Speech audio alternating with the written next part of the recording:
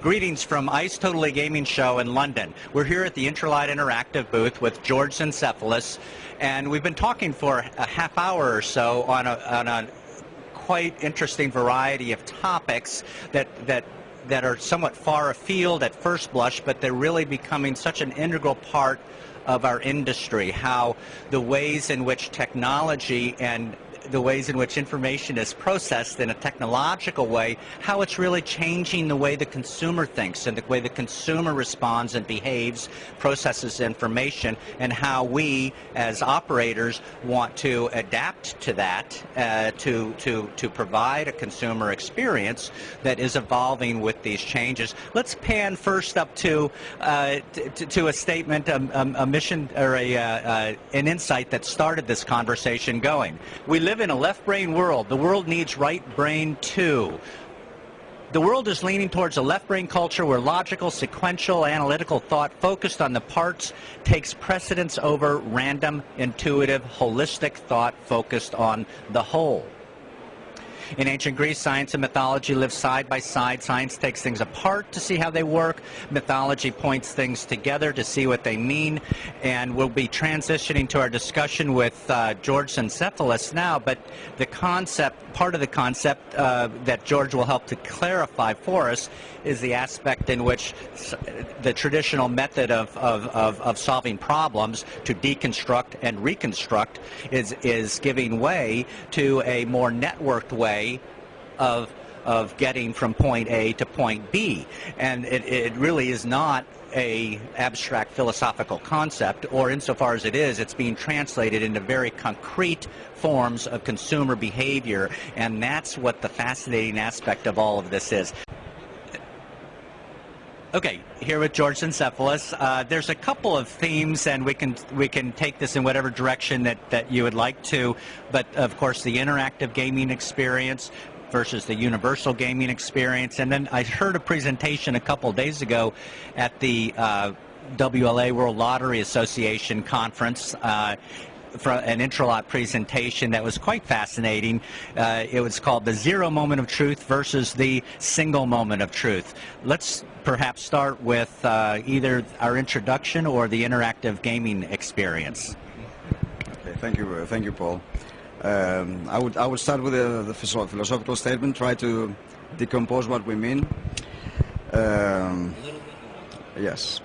We came up with this understanding when we were celebrating our 20th of anniversary for Intralot Group, and then we found out that games and chances are a very ancient type of activity, which was also appreciated by the ancient Greeks. So there was a goddess called Tyche, which is the Greek word for luck, and that goes very much back in the years. So, at the very end, mythology was present in our industry. So that connects now to the past with the future, whereby, for example, we strongly believe that our industry has solved a lot of problems on an, let's say, sequential manner. So we came up with solutions in various segments of the overall universe of gaming. So you will find companies, you will find innovation coming out of, for example, games at the mobile, games at the land-based. You will have innovation which comes out of the CRM, for example, system which surround the games. Now, I think the big industry challenge is to connect all those things together in a single whole. So we will not speak anymore of isolated islands of gaming, but we're talking about a connected world. And that connection needs to have a bit of fantasy, needs to have a bit of storytelling. So that's where mythology comes, because mythology is about connecting the dots. You take the parts, you connect them, and you produce a whole, and the whole has a story. So if I want to translate that to what happens now in the gaming, we all understand that there is a player life cycle. A player enters in the gaming world, but he jumps here and there. He appreciates the game on one side, or he appreciates the experience of gaming in one operator, for example, but then he moves around. So we have to follow him. We have to understand him. We have to possibly predict his behavior and act accordingly. This is the whole. This is the horizontal connecting the world. So this sort of like takes this old idea, the philosophical idea, which comes from ancient history, but couples again with the way that our brain works, into systems, technology, games, design, at the end, our industry. So the concrete impact on our industry and the ways it's manifested in consumer behavior is, well, concrete in the sense that the internet and digitization of information has provided us with wonderful new customer acquisition tools and made it very easy for the consumer to see the options and to come to what we have to offer.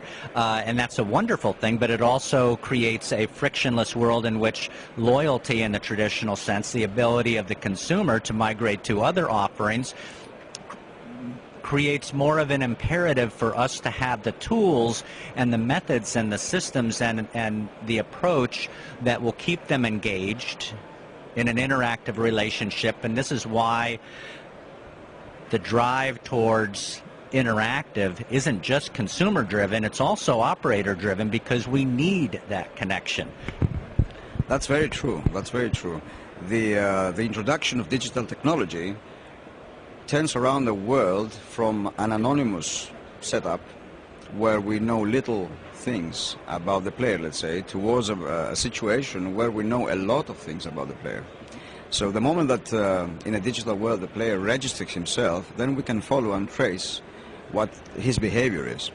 However, everybody now understands that this generates a vast amount of data. So we are starting to live in a big data world. So data analytics becomes a very important element. That's where the gaming industry needs to invest, needs to solve solutions, and needs to extract, let's say, the valuable information out of a vast amount of data. So from data to information, which has been always a challenge. Even more in the gaming industry, which is an entertainment industry, we have to understand these behaviors in terms of what the preferences are. So I think it's absolutely necessary that companies really come up with solutions and practices that embrace this philosophy. However, having said that, I totally agree with you, with your observation that the good news is that we know a lot about the players, but also, let's say, the bad news is that there's so much flexibility around the players. And this puts pressure that the experience of the player has to be such and has to be also dynamic that will let the player stay within an operator's, let's say, area. Seems like you're differentiating between, say, the game as a product and the process and all of the other things that surround the consumer experience, if you will. And we all know that, you know, good games will appeal to people, but what we might get clearer on is the aspect in which the consumer experience actually involves a lot more than just the game itself. Absolutely, absolutely. I think that the game itself is the product that is being consumed. So without the game, we wouldn't have the industry. So this is the primary product. However, when the game is being delivered to the customer, to the player, there's so many things around the game which makes a whole lot of difference. At the end of the day, I think this is the success of the social gaming ecosphere. Social gaming is certainly they have a game, but then there's so things around it, like, for example, the social aspect of the game, talking with your friends, being, let's say, in a progression, having leaderboards, being, let's say, discussing, buying chips. These are things which are around the game. We call that in Intralot the game's ecosphere. So the whole package, which has the game itself, the game's ecosphere, make the essential components of what we call the player experience. Certainly, underneath the term of gaming ecosphere, we include the CRM, the customer relationship management, which is more than a science, than a technological component. We need tools for that, but then we need to understand how these tools are going to be applied. And that kind of goes back to, it seems like there's two parts of this puzzle. The interactive gaming experience and creating the tools that will create that connected relationship through a variety of media and channels is what will inform the operator, give the operator information that is needed to communicate better with their player. The next step, though, is the data analytics that will turn the volumes of data, and of course we hear this all the time, we're swimming in data, but now the challenge is how to convert that data into a form that really informs decisions and process. Absolutely. The first step is to invest and have an iGaming, interactive gaming platform which is centered around the player. We call that in our industry in some cases player account management, and it is clear nowadays that the player account management platform and everything which surrounds that is a different layer from the game, let's say, level. So I would dare to say that in the past that distinction was not that clear, so you would find solutions where the game and the player were sort of very interlinked within themselves. That created boundaries between the games themselves, so you had gaming vectors, some were sportsbooks, some other lotteries, and those verticals would not communicate with each other. So the first step now is to invest in this player account management system, a player-centered architecture. Segregate the whole thing and decide that there are levels of architectural levels where allows flexibility, interoperability and integrability. If you have that in place, then you are half the way down the road. Then you have to have the CRMs and the data analytics. You have to have the methodology to explore those vast amount of data which are gathered, grouped, analyzed, but always centered around the person, around the player. Am I wrong in thinking that while game development will continue to evolve in exciting ways, that the potential for improvement and much more impactful changes really involves the ecosystem, that the player ecosystem that surrounds the whole experience that we haven't understood or given as much attention to, and that therefore the customer relationship management and creating the ecosystem that will optimize the player experience is where there's a lot of room for improvement. That is true, although I think that we will definitely see parallel development in both streams, let's say. There's always innovation in gaming, and I think now with the advent of mobile and mobile technology, we will see new formats of gaming. And I think we will talk about later on that, which is a valuable point to discuss about. But there's a development under the game, let's say, stream. Certainly, even if you have all those games, then you have to have an ecosphere of the games that connect them all together.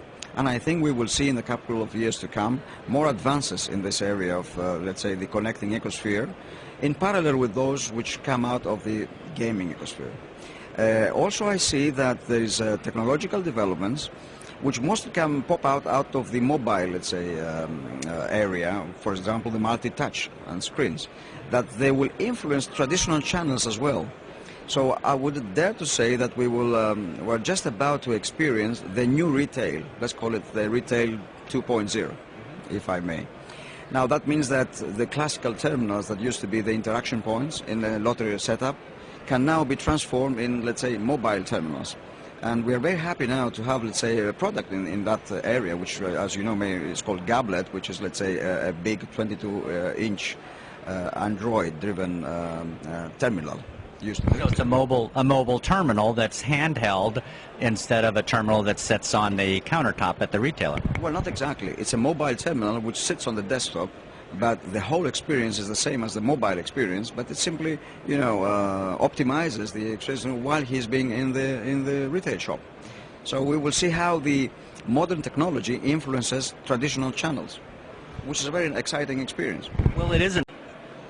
What's an amazing concept, we've attached numbers 2.0, 1.0, and 3.0 to the evolution of internet technology and the consumer experience.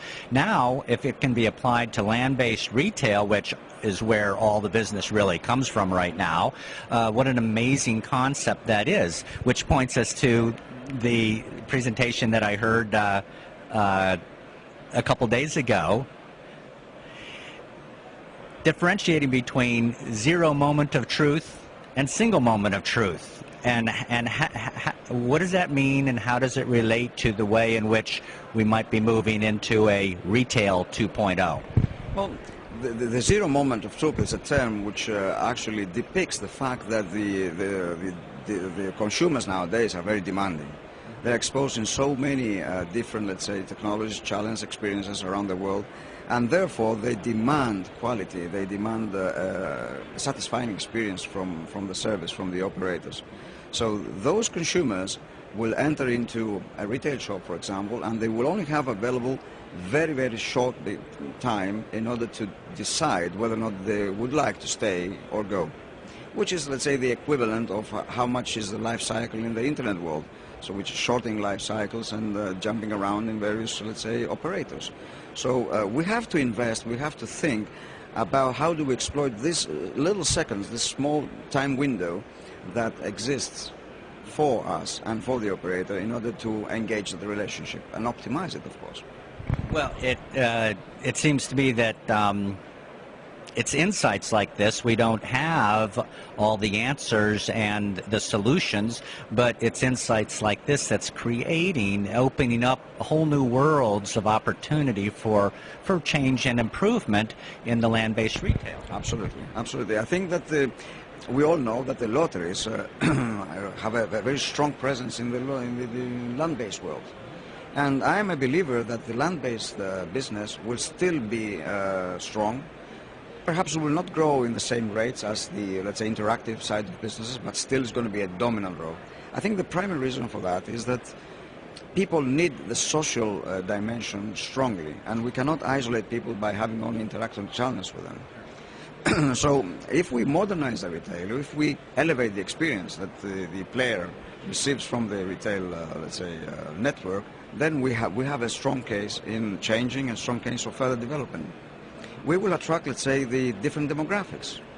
If we renovate, let's say, the place where land-based gaming takes place. And we've seen that. We've seen that the different formats, the different layouts, the different experience at the end of the day that someone consumes in a land-based environment makes a whole lot of difference in the performance of the land-based retail terminal. Let's circle back to explain again what exactly is meant by the universal gaming experience and or the interactive gaming experience. It's all about focusing on the player, putting the player in the center of attention. And it doesn't matter, for example, to have an isolation in business planning per channel. So we've seen a lot of cases around that companies and operators were structured around the channels and not structured around the players. It's the same player who sometimes would experience interacting with the operator either through his mobile, either through his land-based, let's say, representative, or other formats like, for example, the TV, which is emerging. For us, it's a situation where we have to manage a player who decides to use the channel in a relevant setup.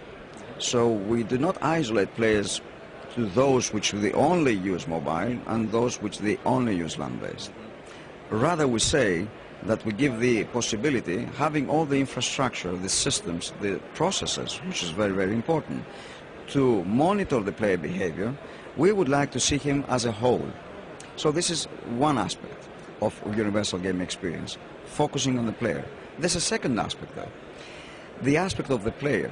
So the aspect of a player is centered around something that we call relevance. Relevance is a term that we use internally to say that a single player, depending on the channel that he interacts, would like to see a version of, let's say, the game. Take, for example, a sportsbook player.